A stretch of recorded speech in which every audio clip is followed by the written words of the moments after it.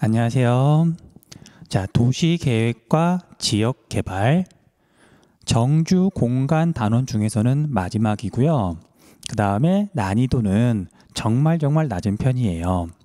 그리고 약간 재미있는 내용도 있어서 여러분들 부담 없이 공부하셔도 되는 단원입니다. 자, 시작해 볼게요. 자, 도시계획의 이해, 어려운 말은 없죠. 도시계획의 의미와 목적. 의미는 사람들이 거주하는 도시 공간을 효율적으로 만들고 주거 환경을 개선하여 도시의 여러 기능을 합리적으로 배치하기 위한 계획. 뻔한 내용이죠. 자, 목적은 특히 우리나라가 그러는데 급속하게 산업화와 도시화가 이루어지다 보니까 도시에서 발생하는 문제가 꽤 많아요. 그래서 그걸 좀 해결해야 되고요. 그 다음에 난개발을 방지한다. 이 난은 어지러울 난자예요. 우리가 난장판 할 때 그 난이거든요. 그래서 마구잡이로 개발이 이루어지는 걸 방지하고요. 그 다음에 주민들의 삶의 질을 향상시키려면 도시를 계획해서 잘 발전시켜야 된다. 자, 우리나라의 도시 계획을 보면은요, 뭐 용어 정도만 한번 체크하면 될 것 같은데, 1970년대에는 도시계획법에서 용도 지역의 종류를 구분했대요. 그러니까 그 전까지는 이런 용도조차도 정확하게 구분이 안 되어 있다는 말이죠. 근데 우리가 이걸 뭐 구체적으로 살펴볼 필요는 없고요. 앞에 우리 문제 해설에서 이런 용어가 나온 적이 있어요. 택지. 용도에 따라 구분한 것 중에 택지가 있어요. 이 택은 주택 할 때 택이거든요. 그래서 건물 중에서 사람이 사는 건물을 짓는 땅을 택지라고 불러요. 주로 평지가 택지로 지정이 되겠죠. 택지라는 말 기억 좀 해두시고요. 그 다음 개발 제한 구역. 자, 여기다 별표 좀 해주세요. 문제 해설에서 좀 자세히 설명하긴 했는데 그냥 여기서는 짧게만 이야기할게요. 자, 우리가 개발 제한 구역 그린 벨트는 환경을 보존하기 위한 거니까 왠지 최근에 지정했을 것 같단 말이에요. 아니에요. 정확히는 1971년에 지정을 했고요. 그리고 처음 지정한 목적은 뭐 환경 보전, 사실 그런 거랑 관련은 별로 없었는데, 근데 결과적으로 대도시 주변의 환경을 보존할 수 있게 돼서 그나마 도시 지역에서 이런 생활 환경이 공공활성도 좀 유지가 되면서 유지가 되고 있는 거예요. 자주 물어봐요. 왠지 최근일 것 같지만 1970년대니까 꼭 기억 좀 해두세요. 그 다음 1980년대에는 이제 좀 오랜 단위로, 긴 시간 단위로 도시 계획을 세우기 시작했고요. 그 다음 1990년대 이후는 뭐 오늘날이긴 한데 지속 가능한 도시 계획으로 변화하고 있다. 현재 도시를 살아가는 사람뿐만 아니라 우리 후손들도 당연히 서울이나 뭐 부산이나 대구나 이런 도시에 많이 모여 살 거잖아요. 그래서 정말 멀리 보고 우리 후손들도 살 수 있는 그런 도시를 만들려고 하는 거죠. 자, 이제 자료 분석은 재밌는 부분이 하나 있는데, 자, 여러분들 한번 찾아보면 좋을 것 같아요. 뭐 구글 어스나 아니면 카카오 맵이나 다음 맵을 보고서 정말 그런지 일단 선생님이 다 읽진 않을 거고요. 자, 서울이 이제 시대에 따라서 이제 개발이 되어 왔는데, 변해 왔는데, 그 역사를 알 수 있는 흔적들이 있어요. 되게 재미있는 흔적들이 있거든요. 뭐 예를 하나 들어보자면, 자, 우리가 영등포 고등학교라고 있어요. 영등포 고등학교. 자, 영등포 고등학교는 이름만 보면 영등포구에 있을 것 같죠? 아니에요. 자, 되게 재밌게도 동작구에 있어요. 왜 영등포구가 동작구에 있을까? 자, 그 이유가 왜 그러냐면요. 자, 우리의 한강이 이렇게 W자 모양으로 흐르고요. 과거에 한양은 한강 북쪽에 사대문 안쪽만 한양이었거든요. 근데 일제강점기부터 서울의 행정구역이 점점 넓어지면서 한강 남쪽까지 이제 확장이 된 거죠. 그래서 확장이 되던 초창기에는 한강 남쪽에는 사람이 별로 안 살다 보니까 행정구역이 되게 단순했었어요.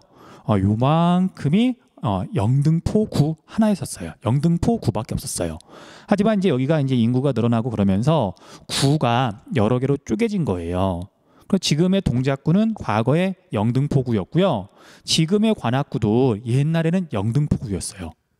재밌죠. 아마 할아버지 할머니들은 뭐 잘 알 테지만 그래서 동작구라고 이름이 바뀌었는데도 불구하고 영등포구가 쪼개졌는데도 불구하고 이름은 여전히 영등포 고등학교로 남아 있다.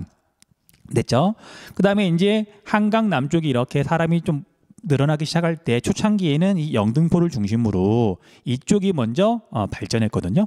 그런데 이제 나중에 1970년대 이후로 우리가 보통 강남이라고 말하는 서초구, 강남구, 송파구 이쪽이 본격적으로 개발되기 시작해요. 그리고 지금은 이쪽이 훨씬 더 발전했죠. 발전이라는 표현이 좀 그렇네. 아무튼 이쪽이 좀 더 잘 살죠. 자, 그런데 재밌게도 우리가 강남이라 그러면 여기를 말하는데 강남중학교가 역시 동작구에 있어요. 또 마찬가지예요. 여기 강남이 본격적으로 개발되기 전에 말 그대로 그 당시에는 한강 남쪽이란 뜻으로 여기가 강남이었던 거죠. 그런 흔적들이 있더란 말이죠. 찾아보시고요. 자, 그다음에 또 정말 재미있는 거. 자, 우리가 여기 송파구의 대표 동네라 그래야 되나? 대표 지역이 잠실이에요, 잠실. 자, 잠실은 분명히 지금 한강의 남쪽인데 옛날에 이제 한강이 자주 범람하고 그다음에 물길이 막 자유롭게 바뀌는 건 아니지만 그래도 여기 서울은 평야 지역이다 보니까 평평하다 보니까 그래도 물길이 조금씩은 바뀌었어요. 그래서 원래 잠실 뭐 그 옆에 있는 신천 그런 일대가 옛날에는 한강 북쪽이었었어요. 한강이 그 남쪽으로 흘렀거든요. 그런데 이제 1960년대 이후에 70년대부터 그 지역을 본격적으로 개발하면서 당연히 한강을 정비했거든요. 그 과정에서 잠실이 이제 한강 남쪽으로 된 거예요. 재밌는 부분이에요. 그 흔적이 어디에 남아 있냐면요. 우리 롯데월드 가면은 거기에 호수 있잖아요. 호수 이름이 석촌 호수인데 그게 옛날에 한강이 흐르던 물길이에요. 실제로 그래요. 믿기 힘들겠지만. 그리고 우리 아까 방금 말했던 신천이라고 하는 그 지역이 있어요. 잠실하고 그렇게 멀리 떨어져 있지 않거든요. 자, 우리 생각해 보세요. 신천, 새로울 신, 천은 네 천자죠. 원래 그래서 신천은 육지였던 곳인데 어느 날 큰 홍수가 나더니만 새로운 물길이 생긴 거예요. 한강 물줄기가 약간 바뀐 거죠. 그래서 동네 이름이 신천인 거예요.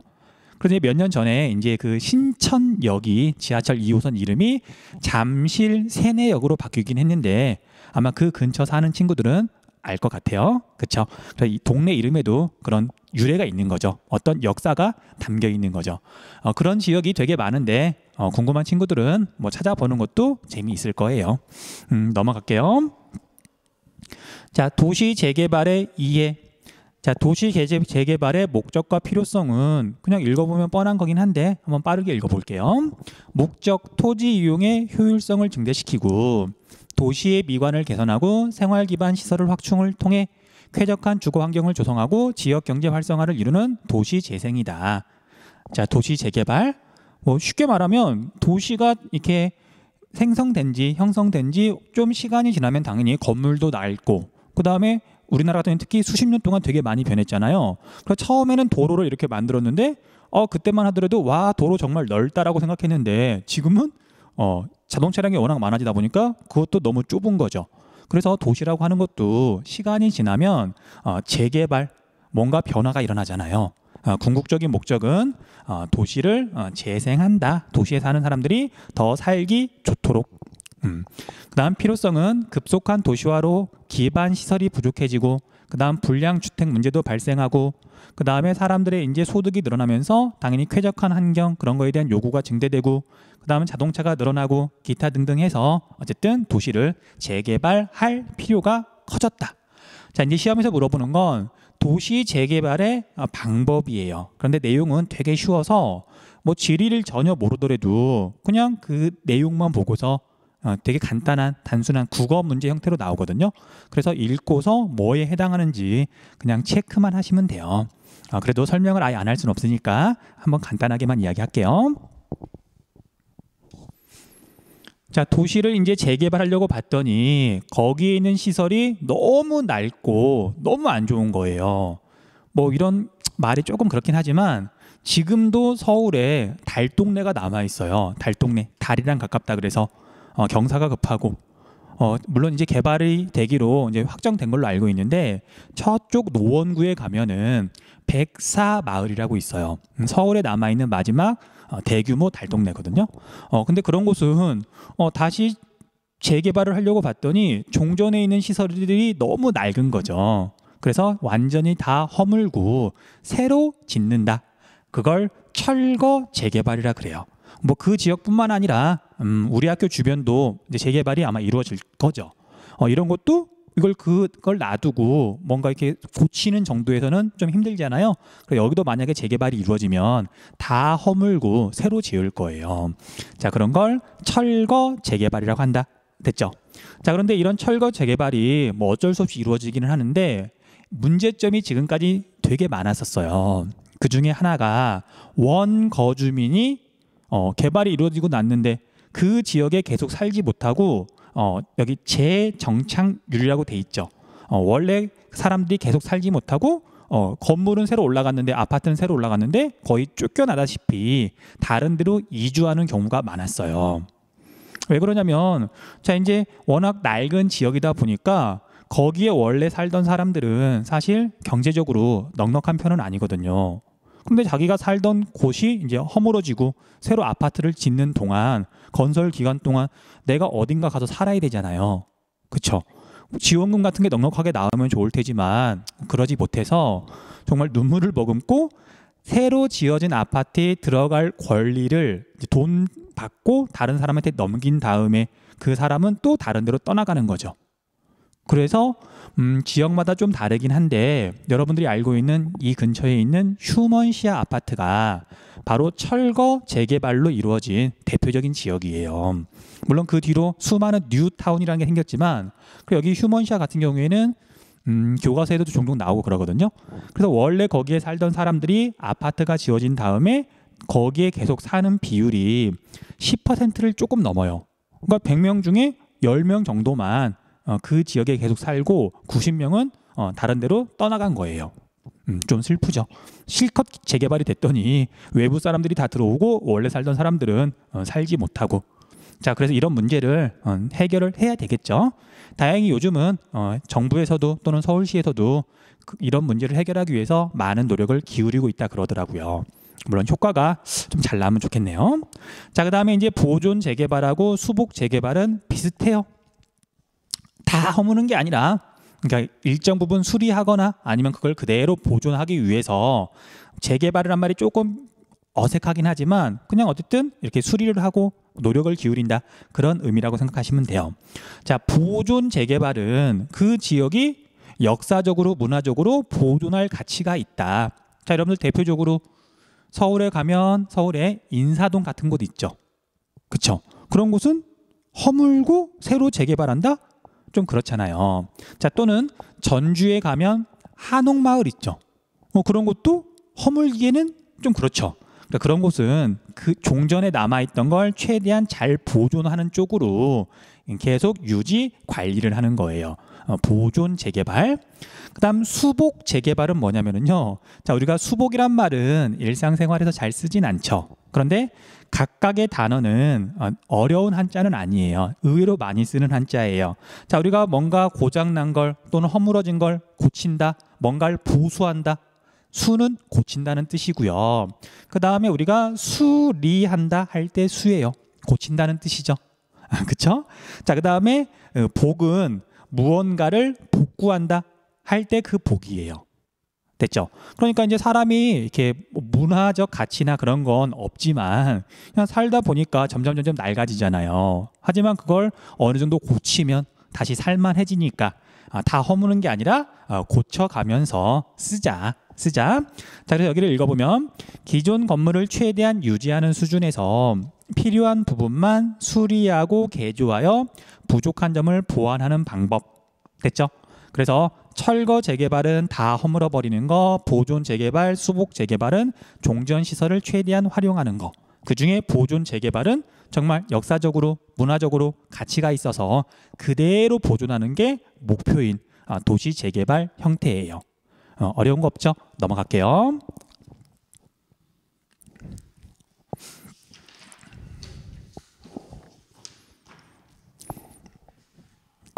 도시 재개발의 유형. 자, 여기도 그냥 읽고만 넘어가면 될 것 같아요. 뭐 어려운 게 하나도 없어서. 자, 도심 재개발. 자, 여러분들 뭐 서울의 중심 지역 있죠. 거기도 재개발을 당연히 할 필요가 있어요. 특히 서울은 역사가 되게 오래됐죠.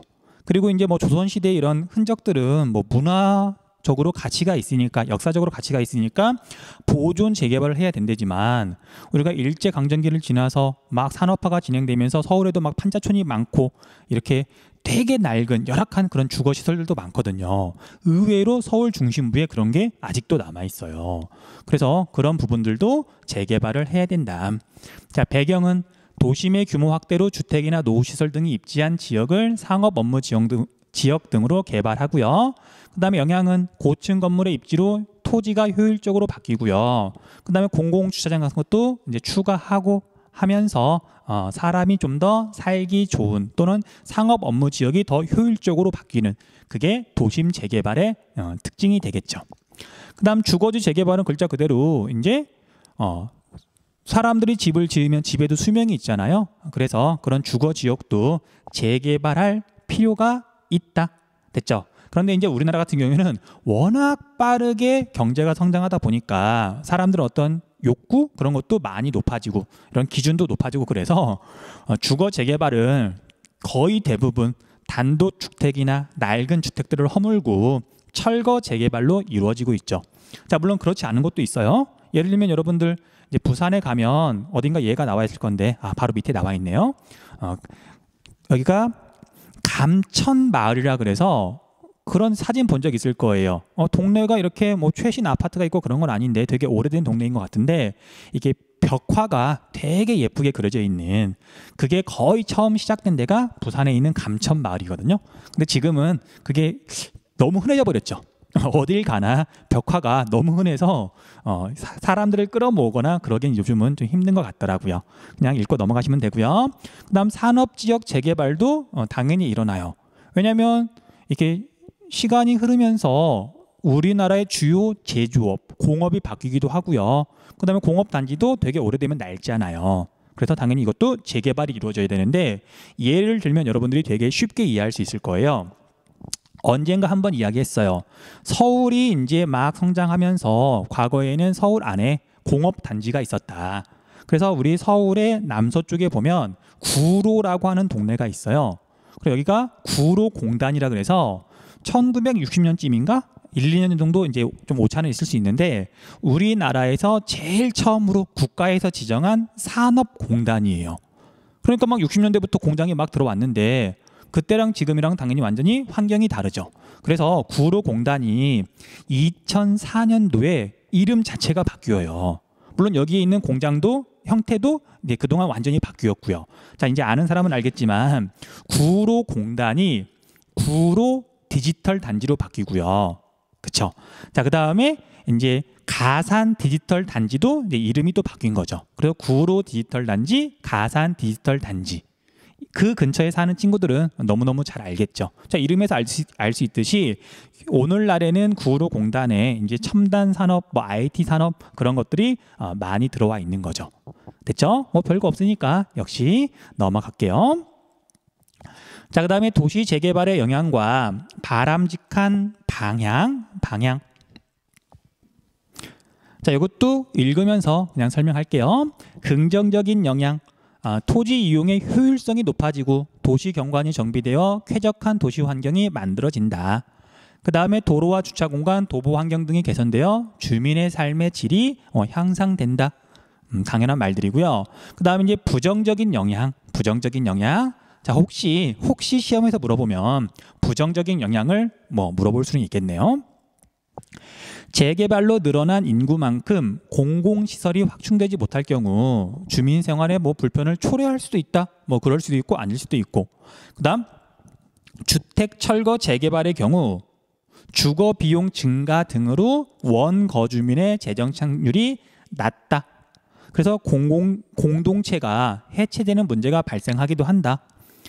개발되기 전까지는 막 이웃집이랑 되게 친하고 잘 지냈는데 본인들의 의지하고 별로 상관없이 그 마을 주민들이 뿔뿔이 흩어지는 거잖아요.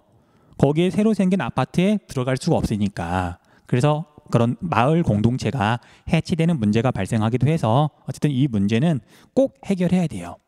그 다음 뭐 자영업자 이야기 나오고요. 그 다음 우리 젠트리피케이션, 여기 강조 표시 좀 해주세요.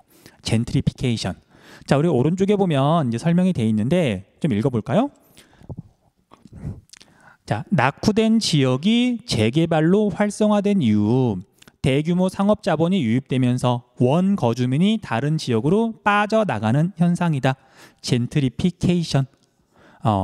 지금은 아마 이제 뉴스나 신문에서 조금 나오는 빈도가 줄었겠지만 최근 한 5년 정도 굉장히 많이 나왔던 말이에요. 젠트리피케이션. 그래서 정확한 뜻은 모르더라도 일반 시민들도 대충은 그 내용을 알고 있더라고요. 자, 이거의 핵심은 뭐냐면요. 사람이 자기가 사는 곳을 옮기는데 또는 자기가 이렇게 운영하는 식당, 매장을 옮길 수도 있잖아요. 근데 그 옮길 때 자기의 의지에 의해서 이렇게 옮겨가는 게 아니라 자기보다 돈이 많거나 아니면 어떤 힘이 세거나 그래서 어쩔 수 없이 그거에 밀려서 이동해 가는 현상이 발생해요. 자, 주로 이제 우리나라에서는 이제 주거지보다는 상업지에서 나타나는 현상을 말하거든요. 자, 한 예를 들어보면 이거예요. 자, 여러분들 물레동이라고 하는 지역이 있어요. 물레동 영등포구에 있거든요. 자, 여기는 원래 이제 공업 지역이어가지고 지금도 이렇게 낡은 공장들이 많아요. 당연히 땅값은 싸겠죠. 그래서 이제 우리나라에서 좀 이제 가난한 예술가들이 이게 다른 데서는 가기에는 돈이 없으니까 물레동 쪽으로 모여가지고 이렇게 미술 활동도 하고 예술 활동도 하고 그랬단 말이에요. 그러니까 이제 그것 때문에 독특하잖아요. 그리고 멋있잖아요. 그래서 물레동 쪽에 이제 장사하는 사람들이 들어온 거예요. 조그마한 뭐 술집도 열고 조그마한 뭐 음식점도 열고 그러겠죠. 그래서 이제 여기가 점점 입소문을 타가지고 사람들이 많이 몰리니까 그래, 여기까지는 좋아요. 근데 문제는 우리 대표적으로 프랜차이즈 전문점들, 대규모 자본을 끼고 있는 대기업들이 여기에 임대료를 막 올리면서 그 가난했던 이제 예술가들을 쫓아낸다기보다는 어쩔 수 없이 이제 예술가들이 밀려나는 거고, 그다음에 거기에 자리를 잡았던 소규모 상인들 있죠. 그 사람들도 높은 임대료를 감당할 수 없어서 여기에서 쫓겨나는 거예요. 다행히 아직 물레동에는 이런 소규모 상인들이 남아있긴 하지만 오랜 시간이 지나면 아마 여기도 대규모 자본에 의해서 완전히 바뀔 것 같아요. 됐죠? 그런 현상을 젠트리피케이션이라고 부른다. 자, 우리가 그 철거 재개발에서 원래 살던 원 거주민들, 대체로 경제력이 떨어지니까 그 사람들도 거기에 계속 살고 싶으나 어쩔 수 없이 이제 자본 논리에 밀려서 다른 데로 이렇게 이주할 수밖에 없는 거잖아요. 그런 것도 넓은 의미에서 젠트리피케이션이라고 불러요. 됐죠? 그래서 이건 나중에 사례 지역 같은 거 조사해가지고 발표할 때도 되게 좋아요. 사회문화랑 이렇게 연결할 수도 있고요. 그렇죠? 사회 갈등이잖아요. 이걸 어떻게 하면 잘 해결할 수 있을까? 다시 왼쪽 본문으로 돌아와서요. 자, 바람직한 방향은 항상 이런 데는 그냥 뻔한 옳은 말만 있죠. 어쨌든 여기서 또 나오죠. 원 거주민의 재정착률을 높이기 위한 노력이다. 그리고 여기 오른쪽에 있는 이 흑백 사진이 재개발 전에 난곡동 우리 서울에 있던 대표적인 달동네였었어요. 그런데 이제 재개발 후에 난곡동, 여기가 이제 휴먼시아 쪽이에요. 그냥 이걸 모르겠어요. 어떤 사람들이 보기에는 그냥 한 사례로 보이겠지만 여기에 살던 사람들은 그냥 이웃집 친하게 지내던 형 동생 하던 그런 사람이랑 어떻게 보면 강제로 헤어지게 된 거잖아요. 약간 슬픈 사진일 수도 있어요. 넘어갈게요. 자, 도시 재개발의 사례만 보고 일단 이 주제는 마칠게요. 자, 가는 달동네는 1960년대 경제개발 과정에서 인구가 급격히 늘어나고 주택이 부족해지자 저소득층이 한 곳에 모여 살면서 형성되었다. 달이랑 가까운 언덕도 이제 사람이 사는 거죠. 뭐 판자촌이라고 생각하셔도 돼요. 인천 송현동의 수도국산 달동네는 1990년대 후반 송현지구 주거 환경 개선 사업으로 대규모 아파트 단지가 조성되고 공원, 박물관 등이 들어서면서 사라지게 되었다. 자, 이건 철거 재개발이죠. 완전히 허물고 새로 지은 거니까. 자, 그런데 부산광역시 4구 감천동은 자 이런 걸 외울 것까지는 아니지만 그래도 여기는 워낙 유명해서 부산에 가면 이제 먹을 거 먹고 감천동도 많이 관광을 해요. 관광이라기보다는 그냥 구경 가는 거죠.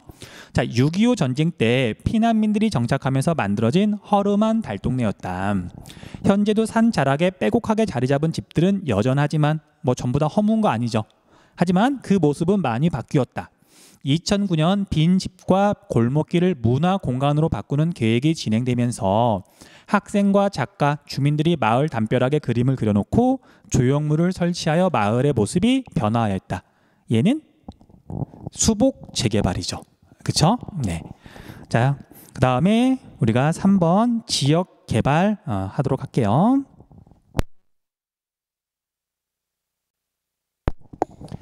자, 3번 지역 개발.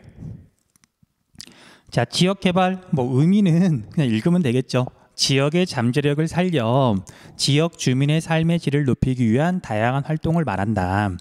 그다음 지역 개발의 목적도 읽기만 하고 넘어갈게요.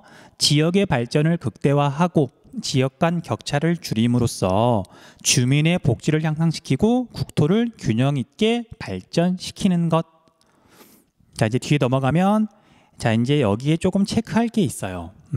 지역 개발의 방법인데 자, 당연히 뭔가를 개발하려면 자본이나 자원을 투자해서 어떤 성과를 얻어야 되겠죠. 그런데 대체로 어떤 나라의 경제 수준, 선진국하고 개발도상국하고 그렇게 자본을 투자하면서 뭔가 기대하는 건 좀 다를 수 있거든요. 그걸 구분해 놓은 거고요. 사회문화 시간에 그대로 나오는 내용이에요.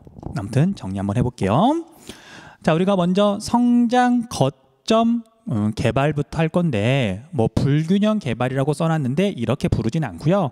아직도 성장 거점 개발이라고 하는 것 같더라고요. 자, 거점이라는 건 뭐냐면은요, 사실은 군사 용어예요. 그래서 일상에서는 아마 여러분들은 거의 안 쓸 거예요. 거점이 뭐냐면 전쟁을 하는데 어떤 지역이 있어요. 근데 여기가 뭐 이렇게 해발고도가 조금 높거나 아니면 지형적으로 되게 공격에도 유리하고 뭐 방어에도 유리하고 되게 중요한 지점일 수 있잖아요. 그래서 거점이라는 곳은 여기를 먼저 점령하면 차지하면 주변 지역으로 이렇게 진출하기 유리한 그런 핵심 지역을 거점이라고 불러요. 됐죠? 그래서 성장 거점 개발은 다른 지역보다 먼저 자본이나 자원을 거점이 될 만한 곳에다가 투자한 다음에 여기가 먼저 발전하고 나면 개발이 되고 나면 그 효과가 주변 지역으로 이렇게 퍼지는 걸 기대하는 그런 개발 방법을 성장 거점 개발이라고 한다. 됐죠? 됐죠?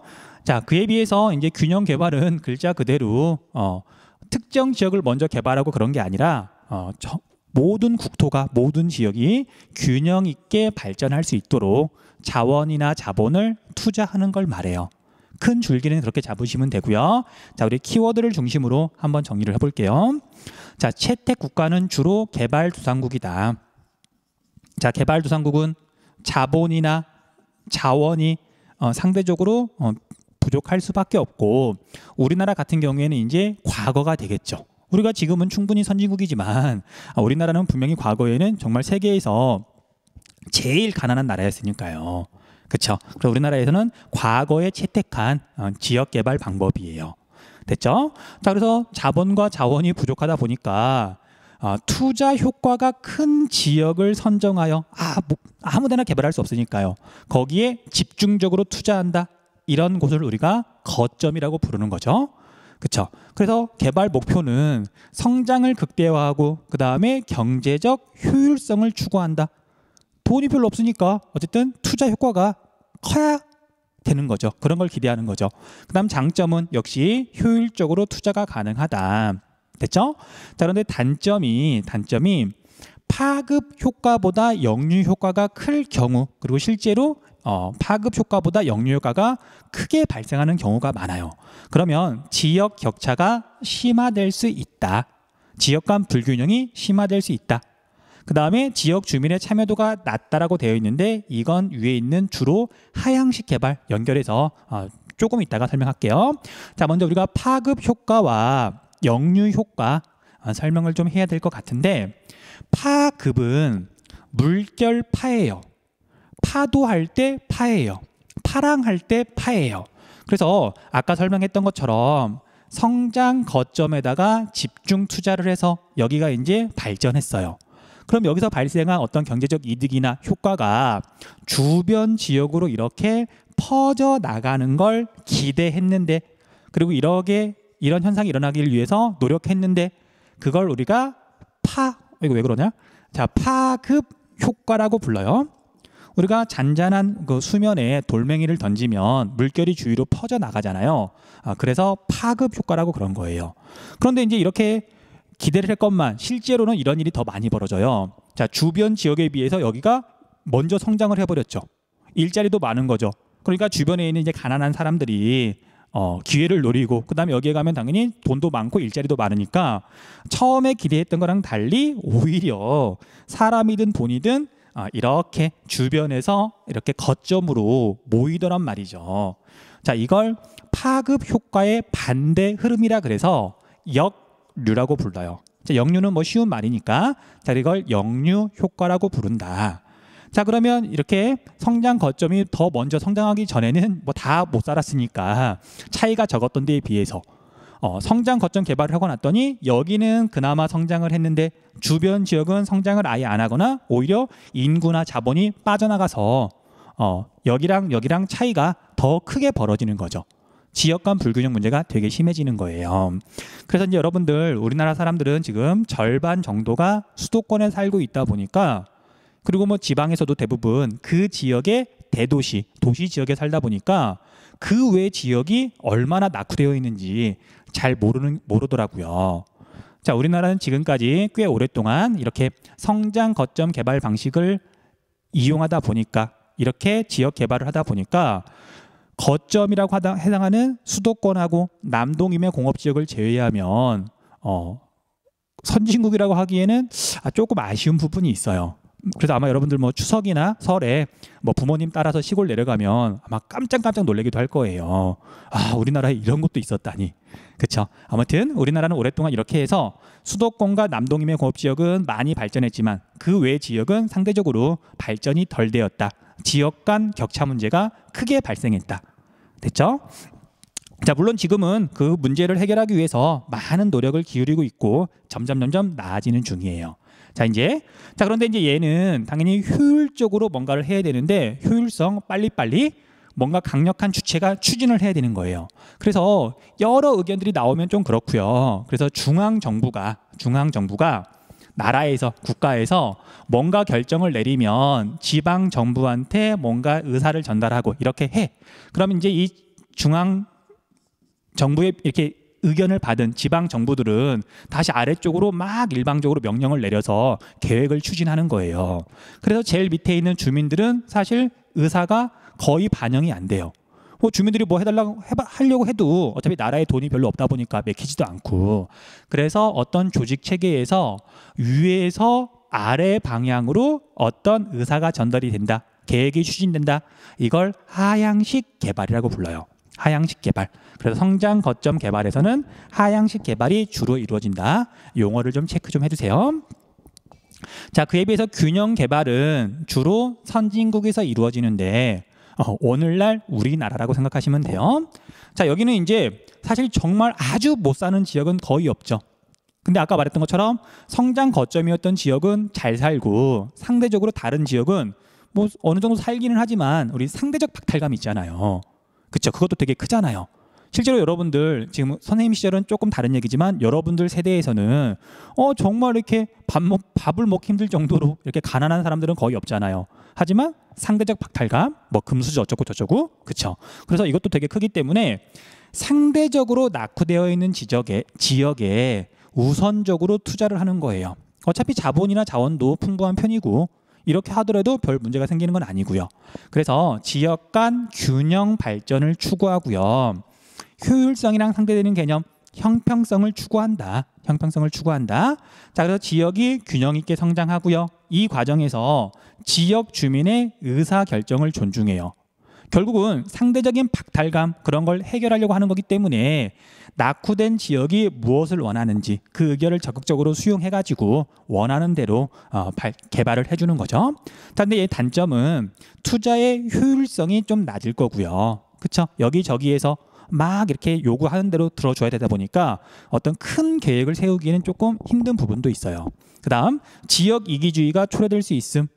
지역 이기주의, 각 지역에서 야 우리 동네에다가 이렇게 막 도로 깔아줘, 뭐 이렇게 문화시설 지어줘, 뭐 체육관 지어줘, 뭐 그런 요구들을 하면 서로 다툼? 지역 간에. 근데 당연히 사람은 개인일 때는 뭐 대체로 선량한 편이라고 선생님은 생각을 하거든요. 하지만 그게 집단이 되면 달라요. 그렇죠? 그렇죠. 우리가 막 반끼리 뭐 스포츠 경기를 한다거나 축구를 한다거나 피구를 한다거나 그러면 당연히 우리 반을 적극적으로 응원할 수밖에 없는 거잖아요. 그래서 지역 이기주의는 그냥 집단 이기주의라고 생각하셔도 되고요. 그래서 갈등이 생긴다. 자, 이건 우리 지리보다는 뭐 사회문화나 아니면 윤리에서 많이 나오는 용어죠. 님비 현상과 핀피 현상.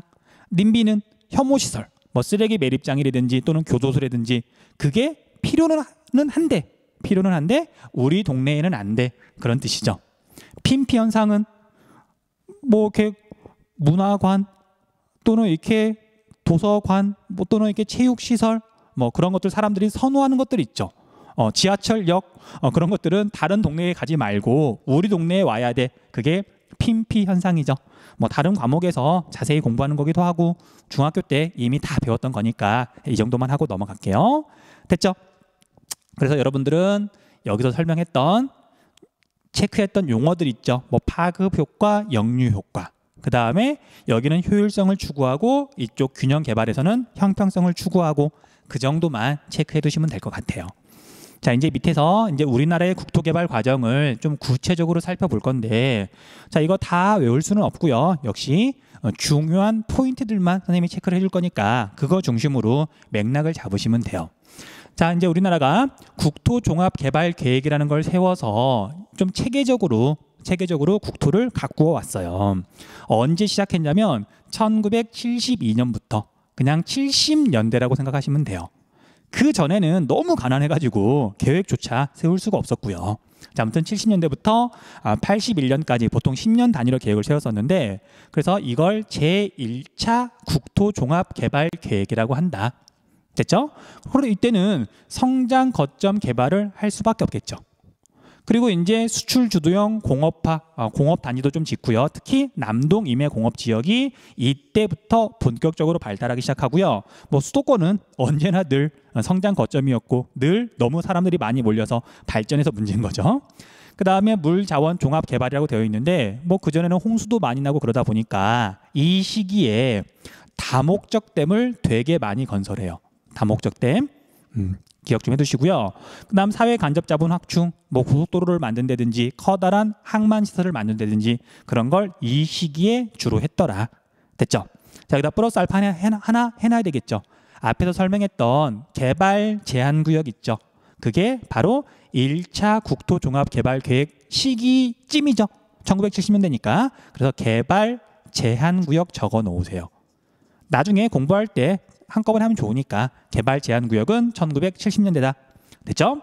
자, 그러다가 이제 우리나라가 이제 그나마 좀 먹고 살만해지고 자원이 좀 자본이 좀 풍부해진 시기가 90년대 이후예요. 자, 그래서 90년대만 그런 게 아니라 지금까지 쭉 90년대부터는 균형 개발을 이렇게 하고 있고요. 그렇죠? 그래서 수도권이 너무 많이 그 전에 이게 발달하다 보니까 이제 수도권은 집중을 좀 억제할 거고 그 다음에 지방을 좀 육성할 거다. 그 다음에 이제 북한하고도 조금 점점 관계를 개선해서 이제 통일도 조금씩 이렇게 준비하기 시작한 거죠. 됐죠? 그 다음에 뭐 분산형 개발 환경 보전 이건 그냥 넘어가시면 되고요. 여기다가도 하나만 추가할게요. 1990년대에 있었던 중요한 사건, 뭐 우리나라 정치 또는 경제 시스템에서 앞에서 공부했던 거 도시와 그 주변에 있는 농촌을 통합해서 하나의 행정구역으로 묶었다, 만들었다. 도농통합시가 언제였죠? 1995년이었죠. 자, 이것도 굉장히 자주 물어보는 포인트예요. 딱 찍어서 물어보기 좋으니까. 그 다음에 우리 2차 국토종합개발계획은 80년대인데요. 얘에 대해서는 사실 잘 안 물어봐요. 왜냐하면 이거에서 이거로 넘어가는 뭐 중간 과정, 그러니까 특징이 좀 뚜렷하지 않고요. 그 다음에 실제로는 뭐 광역 개발이라고 돼 있지만 성장 거점 개발 방식이 계속 이루어졌거든요. 그래서 나머지 건 그냥 읽고 넘어가시면 되고요. 근데 학생들 중에 광역 개발을 궁금해하는 학생들이 있더라고요. 지금 위에서 성장 거점 균형 개발은 배웠는데 광역 개발은 안 배웠으니까, 자, 이건 뭐냐면은요, 넓은 범위를 하나로 묶어서 계획하겠다는 뜻인데, 만약에 우리나라가 이렇게 있다면은요, 이걸 4개 지역으로 이렇게 구분을 해요. 4개 지역으로. 그러니까 하나하나 도시가 아니라 이렇게 지역을 크게 뭐 4개, 실제로 뭐 4개로 나눴으니까요. 4개를 구분한 다음에 각각의 지역은 성장 거점 개발 방식으로 개발하는 거예요. 이거 하나만 놓고 보면. 근데 이 4개를 좀 골고루 발전을 시키겠다. 그렇죠? 그래서 어떻게 보면 성장 거점과 균형 개발을 짬뽕 해놓은 건데, 그런데 이제 이때는 아직 우리나라가 이렇게 돈이 많이 없던 시절이라서 경제가 좀 아직 발전하기 전이라서 생각은 있었으나 실제로는 성장 거점을 계속한 거예요. 그래서 우리가 여기 하나만 따져보면 여기에 성장 거점을 정해서 여기가 발전하면 주변으로 파급 효과가 일어나서 여기도 발전하고 여기도 발전하고 여기도 발전하고 여기도 발전하고, 됐죠? 이런 걸 광역 개발이라고 한다. 자, 그런 용어가 그냥 등장하니까 체크만 해두신 거예요. 해준 거예요. 자, 그 다음에 자, 제4차 국토 종합 계획인데, 자, 여기에서 이제 한 가지 포인트는 개발이란 말이 빠졌죠. 우리가 개발하면 사실 나쁜 말은 아닌데 왠지 환경은 좀 미뤄두고 일단 막 발전시켜야 된다. 그런 의미가 좀 있잖아요. 근데 이제 우리나라가 이렇게 발전하는 과정에서 환경 오염 같은 게 심해지고 그래서 이제 우리가 나름 먹고 살만해졌으니까 개발만 막 추구하는 게 아니라 환경도 좀 생각하자, 그런 의미를 담아서 개발이란 말을 뺐어요. 그 다음에 그 전까지는 보통 10년 단위로 했었는데 10년 짧다. 우리나라를 이렇게 어떤 발전을 시키는데 그래서 어떤 방향성이 있어야 되는데 10년이면 짧다. 그래서 처음에는 20년 이렇게 계획을 세웠으나 근데 하다 보니까 정권이 바뀌고 대통령이 바뀌고 그러면서 중간에 2번 이렇게 수정이 돼요. 근데 중요한 건 이제 올해가 2020년이죠. 근데 그 다음은 어떻게 될지 아직 기사 같은 게 나온 걸 선생님이 아직 본 적은 없거든요. 선생님이 게으른가? 아무튼 나오면 혹시 수업 시간에 설명해 주도록 할게요. 그래서 그냥 읽어보면 돼요. 균형 있는 국토, 개방 국토는 이제 해외로 진출할 수 있도록, 그 다음에 녹색 국토, 환경을 생각하자, 그 다음 통일 국토, 당연한 말이죠. 넘어가시면 돼요. 자, 그 다음에 이제 지역 개발과 지역 갈등, 그냥 읽어보면 되겠죠. 님비 현상, 핀피 현상. 그 다음 바람직한 지역 개발은 역시 뻔한 말들이 있을 거니까 역시 그냥 읽어보시면 되고요. 그 다음에 이제 아까 말했던 것처럼 이제 4차가 끝나가니까 그래서 5차 국토종합계획 수립을 해야 된다. 하겠죠? 아마도? 뭐 이름은 바뀌더라도 계획이라는 건 있어야 되니까, 비전이라는 건 있어야 되니까 넘어갈게요. 국토 개발에 따른 공간 및 환경 불평등 볼게요. 자, 공간 불평등, 뭐 어려운 말은 없죠. 자, 수도권과 비수도권의 격차. 자, 우리나라는 1960년대 이후로 굉장히 오랫동안 성장 거점 개발 방식을 취해왔어요. 그리고 이건 하향식 개발이라는 거 앞에서 설명했죠. 그래서 우리나라 성장 거점은 어디였냐면, 여기서는 수도권만 말하고 있지만 남동 임해 지역도 성장 거점이었어요. 부산을 중심으로 하는, 여기 오른쪽 그래프 보면 나오니까 조금 이따 설명할게요. 자, 수도권은 인구, 산업 등 핵심 기능의 집중도가 매우 높아서 땅값도 엄청 비싼데도 불구하고 여전히 사람들이 서울로 수도권으로 몰리는 중이죠. 아무리 이제 정부에서 노력하더라도 균형 개발, 지방 개발하는 게 쉽진 않아요.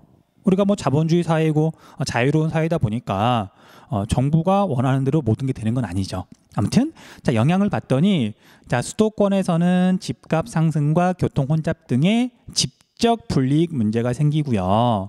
그 다음에 비수도권에서는 당연히 경제가 침체되고 인구 유출 현상 등의 문제가 발생한다. 자, 여기서 집적 불이익 조금 체크 좀 해둘게요. 어려운 말은 아닌데 단순히 외우는 친구들이 조금 헷갈려 하기도 하더라고요. 자, 우리가 집적이라고 하는 건 모일집, 쌓일 적, 누적할 때 적이에요. 그래서 어떤 이렇게 공간이 있으면 처음에는 사람들이 모이고 뭐 공장들이 모이고 하면 당연히 어떤 이익이 발생해요. 혼자 하는 것보다는 여럿이 하는 게 좋으니까.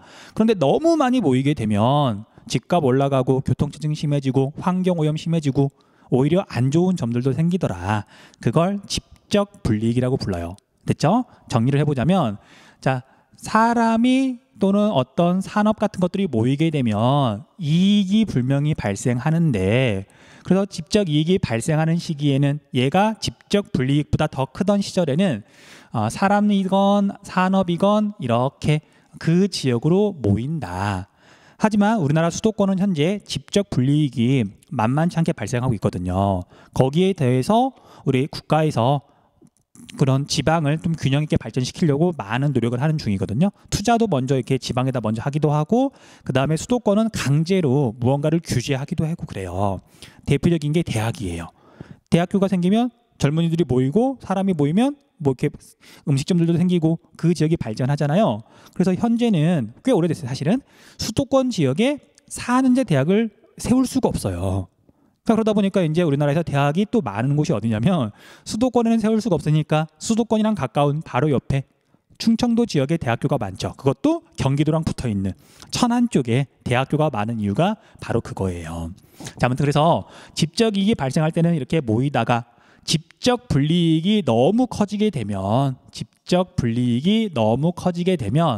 어쩔 수 없이 이 지역에서 다른 곳으로 이렇게 빠져나가는 일이 벌어지겠죠.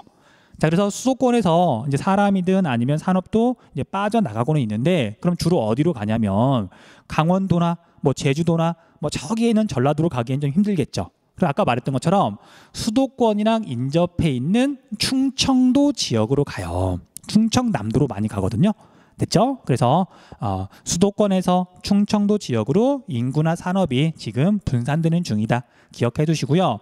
뒤에 가면 공업단원에서 다시 한번 이야기를 할 거예요. 자, 그 다음에 여기 오른쪽에 있는 뭐 그래프는 뭐 쉽죠? 우리나라 지역 내 총 생산을 봤더니 수도권이 절반, 영남권이 또 나머지의 절반, 나머지 다 합쳐봤자 영남권이랑 똑같고 수도권의 절반밖에 안 된다. 그만큼 수도권에 집중되어 있다. 그 다음 이제 농촌하고 도시를 비교해봐도 비슷한 현상이 나타나죠.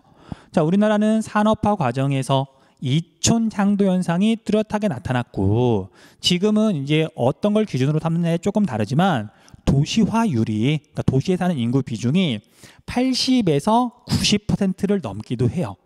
그러니까 대부분의 사람들이 도시에 살고 있다. 농촌 지역은 정말 사람이 너무 적어서 살기가 힘든 거죠.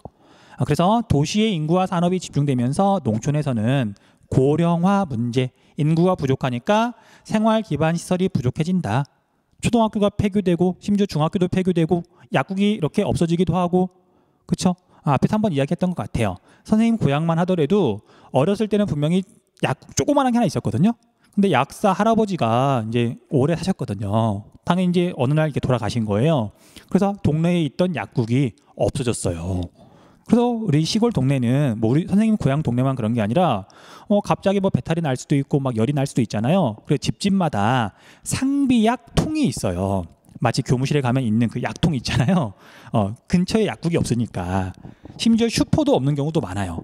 선생님 시골 집도 슈퍼라고 해도 뭐 되게 조그맣긴 한데, 예를 들면 담배 하나를 사려 그러면 무려 한 30분 정도는 걸어가야, 물론 진짜 뭐 걸어가는 경우는 없지만 되게 먼 곳에 그나마 슈퍼가 하나 있는 거예요. 그런 식인 거죠. 그래, 아무튼 생활 기반 시설이 부족해지고요. 교육 여건이 불리하다. 넘어갈게요. 자, 해결 노력은 촌락의 정주 기반 시설을 강화해야 되고요. 일단 농촌도 어쨌든 발전을 시켜야 되겠죠. 자, 이제 오른쪽에 있는 그래프는 이제 그런 걸 나타내는 건데, 자, 이쪽은 소득이고 이쪽은 비율이죠.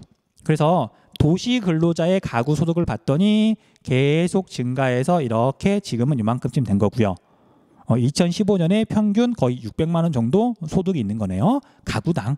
그런데 농촌 지역은 농가 소득은 증가 속도가 둔해서 이만큼밖에 안 되는 거죠. 그래서 이거의 비율을 봤더니 이걸 기준으로, 도시 근로자를 기준으로 점점 비율이 이렇게 떨어져서 지금은 60% 정도밖에 안 되는 거예요. 가구당 소득이 그만큼 농촌 지역이 평균적으로 소득이 적다는 뜻이에요. 그런데 또 재밌게도 또 마냥 농촌 지역이 가난하거나 못 살고 그런 건 아니에요. 수입은 적긴 하는데 쓰는 돈도 적어요. 뭐 어쩔 수 없죠. 아무튼 도시 지역에 집중되어 있다 보니까 그런 문제가 발생한다.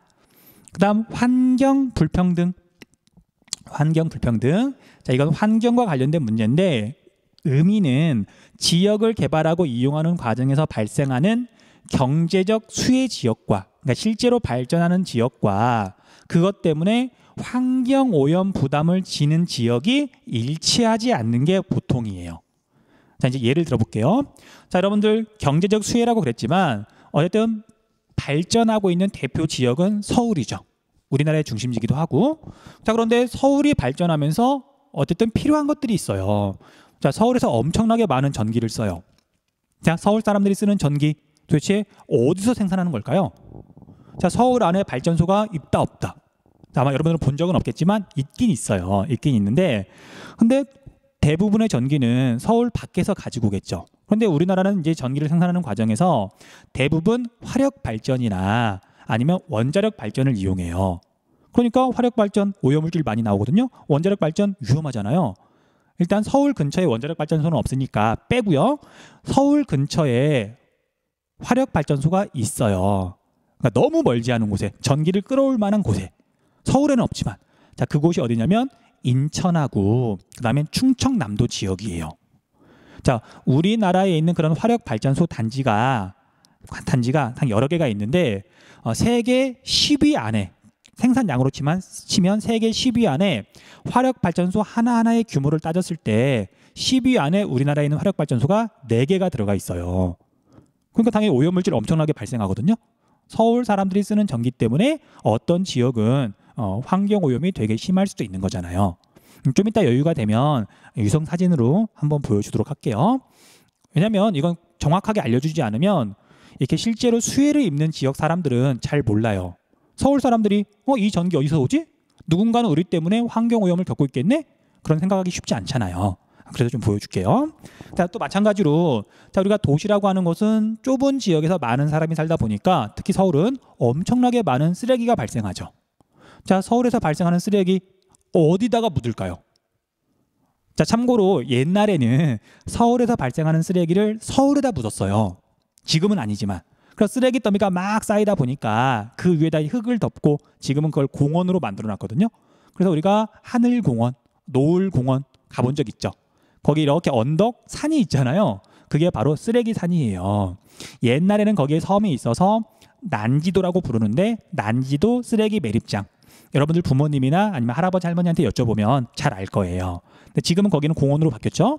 그럼 어쨌든 서울과 수도권에서 계속 쓰레기는 나올 텐데 그게 과연 지금은 어디에다 묻고 있을까? 인천에서 묻고 있어요. 인천에서. 인천 시내 한가운데는 당연히 아니고요. 행정구역상 인천 이제 외곽 지역인데 그것도 위성 사진으로 보여주도록 할게요. 자, 아무튼 설명 마저 하고요. 자, 원인은 국토 개발로 인해 공업화된 지역이나 도시의 환경 오염 물질이 바람이나 하천을 따라 다른 지역으로 이동하기도 하고요. 그리고 지역 간 갈등으로 이어져서 불필요한 사회적 갈등 비용이 발생하기도 한다. 자, 이걸 불필요하다고 하긴 좀 그렇죠. 그렇죠? 이런 일이 사실은 있을 수밖에 없잖아요. 서울 안에 발전소 크게 막 지을 수는 없잖아요. 그래서 어쩔 수 없이 생길 수밖에 없는데 그걸 이제 이렇게 원만하게 서로가 이렇게 최대한 절충할 수 있는 합의해서 해결을 하는 그런 지혜가 필요한 거지. 이걸 불필요하다고 말한 건 좀 그래요. 아무튼 자, 밑에 있는 우리 그래프 한번 봐볼게요. 자, 조금 복잡해 보이기는 하지만 자, 전력 생산량과 전력 소비량이 있죠. 자, 서울을 볼게요. 서울은 생산하는 건 거의 없어요. 하지만 소비는 되게 많이 하죠. 물론 더 많이 하는 지역도 있지만 하지만 어쨌든 생산은 거의 없는데 소비는 이만큼 한다. 그럼 이만큼을 어디선가 가지고 와야 되잖아요. 그렇죠? 그럼 어디서 가지고 오는 거냐면요. 생산량보다 소비량이 적은 여기 인천 있죠. 인천은 요만큼 생산해서 요만큼 소비하니까 요만큼이 남는 거죠. 그러니까 이건 어딘가로 보내주겠죠. 비슷한 지역이 여기 충청남도가 있어요. 충청남도는 요만큼 생산해가지고 요만큼만 소비하잖아요. 그렇죠? 그래서 서울이나 아니면 여기 경기도를 위해서 인천이나 충청남도 등이 분명히 희생을 하고 있는 거잖아요. 알아는 둬야 된다고요. 됐죠? 자, 그래서 시도별 대기 오염물질 배출량을 보더라도 충청남도 어마어마하게 많이 발생하잖아요. 그렇죠? 화력발전 많이 해서 그래요. 현실적인 이유가.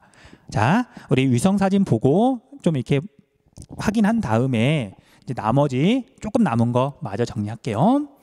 자, 우리가 화력발전소는 국가 중요 시설이라 그래서 우리나라 지도에는 잘 안 보여주더라고요. 물론 중요하긴 하죠. 그런데 뭐 그게 얼마나 중요하다고 자꾸 감추는지는 모르겠어요. 아무튼 볼게요. 자, 우리가 서울이 이렇게 있고요. 그 다음에 이렇게 서울 주변으로 이 회색들은 다 이제 건물인 거죠. 건물이고요. 그다음 이런 건 이제 공장인데, 자, 인천에 화력발전소가 있다 그랬잖아요. 그런데 사람이 많이 사는 곳 근처에는 지을 수가 없었어요. 너무 반대가 심하니까 님비 현상이죠. 그래서 어쩔 수 없이 섬에다 지어요. 섬에 사람들 별로 안 살잖아요. 그리고 거리는 조금 멀어지더라도 여기 육지 지역에는 도저히 지을 수가 없어서, 그래서 인천인데 인천처럼 잘 안 보이는 이렇게 보면 서해안 쪽에 섬이 여러 개가 있잖아요. 그 중에 영흥도라고 하는 섬이에요. 영흥도. 그리고 얘가 화력발전소가 건설된 뒤로 이렇게 다리도 이렇게 놓였어요. 다리도. 자, 아무튼 여기가 영흥도에 있는 화력발전소인데, 자, 석탄을 너무 많이 쓰다 보니까 어떤 창고 같은 데 보관하는 게 아니라 새까맣게 보이잖아요. 그냥 이렇게 열려 있어요. 그리고 바람 불면 석탄 먼지 날아가요. 그렇죠? 그러니까 사람들이 싫어할 수밖에 없는 거잖아요. 그 다음에 이건 아무리 필터 같은 거 거른다고 하더라도 오염물질이 조금이라도 섞여 있겠죠. 그렇죠? 그래서 실제로 화력발전소 주변 주민들은 난리예요. 자꾸 막 석탄 가루가 쌓이고, 아무튼 그런 다큐멘터리를 예전에 본 적이 있는데 상황이 좀 심각하더라고요. 자, 왼쪽에 있는 건 이제 석탄을 운반하는 배죠. 지금 이게 내리고 있는 거잖아요. 자, 이런 배를 한번 거리만 한번 재볼게요. 이렇게 거리를 쟀더니 얼마냐면 무려 293m. 배도 어마어마하게 크죠. 자, 석탄을 어마어마하게 쓰는 거예요. 됐죠? 자, 이렇게 영흥도에 큰 화력발전소가 있고요. 근데 이것보다 더 큰 화력발전소가 충청남도에 있어요. 충청남도에서 생산해가지고 수도권으로 가지고 오는 거죠. 자, 태안반도 쪽에 특히 많다기보다는 큰 게 있는데, 자, 태안반도에 이렇게 보면 여기가 당진이거든요. 당진 가서 봤더니 여기도 이렇게 봤더니 새카맣죠. 마찬가지로 석탄을 운반하는 배가 있고요. 이게 당진에 있는 화력발전소예요. 이게 계속 이 발전기가 늘어나면서 선생님이 아직 확인은 안 해봤는데 작년에 확인했을 때는 전 세계에 있는 화력발전 단지 중에 전력 생산량이 제일 많았었어요. 이 발전소가 1등이었어요. 1등. 그만큼 여기서 오염물질이 많이 발생하는 거죠. 참고로 이제 여기 당진 지역은 선생님이 대학생 때 농화를 갔던 곳이에요. 그때 이 화력발전소를 막 짓고 있었거든요. 당시 주민들은 좋아했어요. 뭐 지원금도 나오고 뭐 자기 동네에 이렇게 큰 시설이 들어서니까. 근데 지금은 되게 후회하고 있어요. 너무 환경오염이 심하니까 막 먼지가 많이 날리고 그러니까. 아무튼 그런 약간 슬픈 그런 경험, 선생님 입장에서는 주민들이 잘 모르고 좋아했었는데 지금은 후회해도 좀 늦었죠. 뭐 어쩔 수 없죠.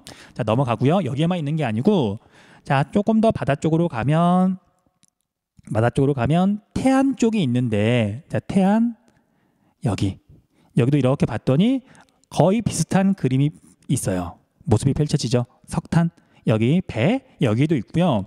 그 다음에 조금 더 남쪽으로 내려가도 또 있어요. 하나가 더 있어요. 자, 우리가 여러분들 머드 축제로 유명한 데가 어디죠? 머드 축제. 충청남도 보령에 가면 여기 어딘가 있을 텐데 이쪽인가? 해안선이 들쑥날쑥해가지고 잠시만요. 찾아볼게요. 아이씨, 잘못 찾았네요. 여기는 지금 여기 안면도라고 하는 섬인데 여기가 아니고 안쪽을 봐야 되는데 이렇게 그냥 육지다 생각하고 확대를 했네요. 미안해요. 자, 여기가 보령 쪽인데 이렇게 가서 봤더니 여기도 똑같이 생긴 게 있잖아요. 그렇죠? 그래서 이렇게 방금 살펴봤던 영흥도, 그 다음에 당진, 그 다음에 태안, 보령 이 네 개가 세계 10위 안에 들어가는 화력발전소 단지예요. 그래서 여러분들 우리나라 이렇게 특히 봄철에 대기 오염이 되게 심한 날들 있잖아요.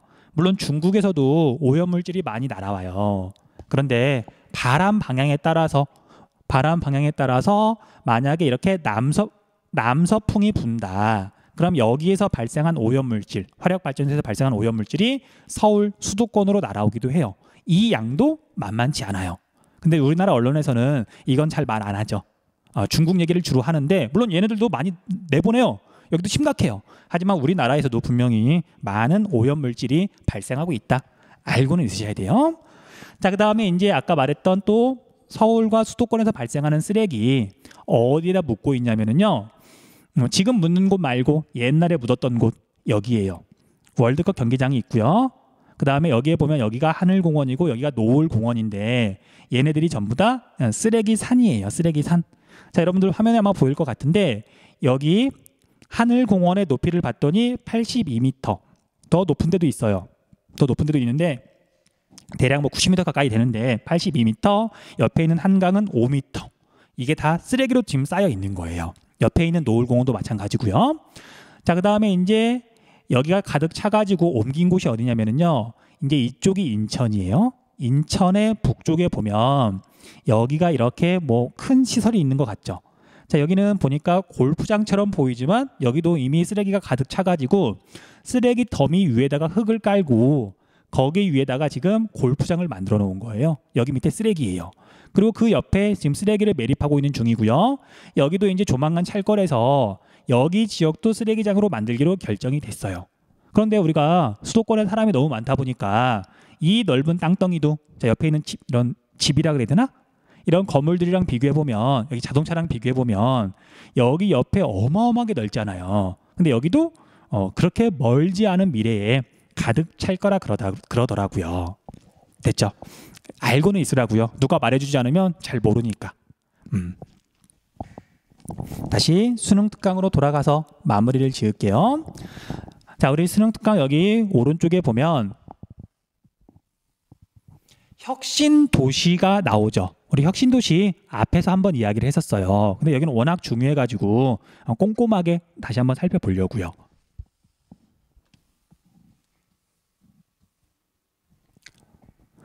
자, 혁신 도시는 제4차 국토종합계획 시기에 추진됐고 지금은 이렇게 완공이 된 곳도 있고 여전히 막 건설 중인 곳도 있어요. 현재 시점에서 아무튼 우리나라의 어떤 핵심 정책 중에 하나예요. 그리고 균형 개발을 위해서 강력하게 추진하고 있는 거기도 하고요.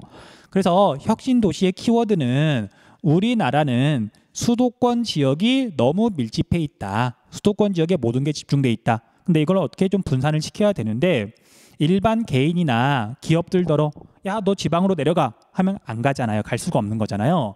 그래서 수도권에 있던 정부가 가라면 이게 갈 수밖에 없는 좀 어쩔 수 없죠. 균형 개발을 위해서 가라면 갈 수밖에 없는 공공기관이 있어요. 공공기관. 뭐 한 예만 들자면 한국전력공사. 완전 공무원은 아니지만 공공기관이잖아요. 그러니까 공공기관을 지방으로 이전하고요. 이게 포인트예요. 수도권에 있는 공공기관을 지방으로 이전한다. 그럼 어쨌든 회사가 옮겨갔으니까 직원들은 따라가야 되겠죠. 그리고 거기서 월급이 나오니까 거기서 살면 되는 거죠. 그리고 이렇게 이런 공공기관 직원들이 살기 시작하면 당연히 음식점도 생기고 그 지역 주민들도 늘어나겠죠.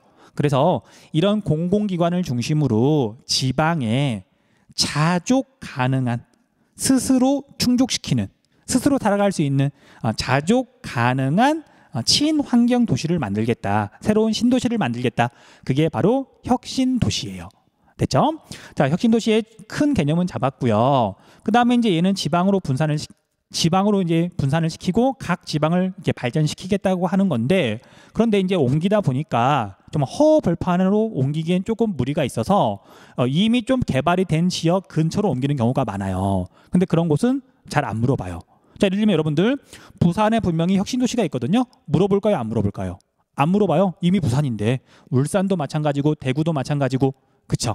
그래서 시험에서 물어보는 데는 정해져 있어요. 그러니까 지금까지는 주로 여기 강원도 원주를 물어봤고요. 강원도 원주. 기억 좀 해두세요. 기출문제 보면 정말 많이 나와요. 자, 그 다음에 충북에 있는 진천 음성군에 걸쳐 있거든요. 여기도 굉장히 자주 물어봤어요.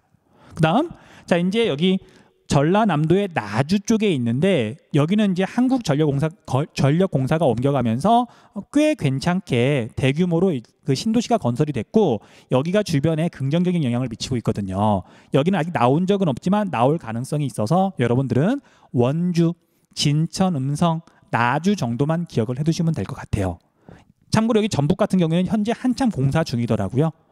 그래서 여기보다는 여기 나주가 나올 가능성이 되게 높다. 그 다음 이건 지역 균형 개발을 위해서 추진하는 거잖아요. 그래서 이미 발전이 많이 된 수도권에는 혁신도시 없어요.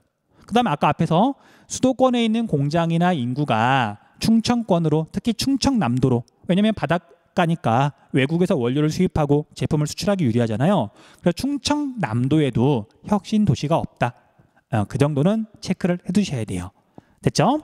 자, 이제 이 중에 우리 나주에 있는 혁신 도시만 한번 위성 사진으로 살펴볼게요. 자, 나주가 뭘로 유명하죠?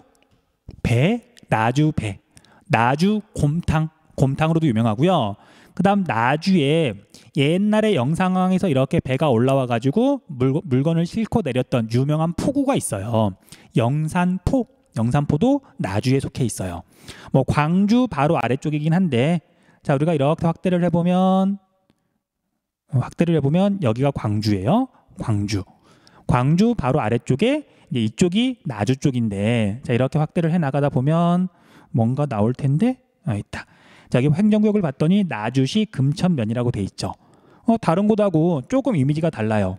아파트도 있긴 하지만 뭐 큰 건물들이 있고 아마도 이게 한전 건물이겠네요. 느낌이 좀 오죠. 그래서 한국전력공사 본사가 옮겨간 거예요. 본사가 옮겨가고 당연히 여기 직원들이 살 수 있는 아파트 들어서는 거고요. 사람들이 몰렸으니까 당연히 이렇게 상인들도 모일 거고, 그래서 여기가 이제 사람이 살기 굉장히 좋은 신도시가 만들어진 거죠. 됐죠? 이런 걸 혁신도시라고 한다. 자, 여기까지 하면 우리가 도시계획과 지역개발 다 끝냈고요. 이제 실제로 적용되는 문제 해설도 여러분들이 좀 빠르게 넘겨보면 좋을 것 같아요. 자, 아무튼 수고했습니다.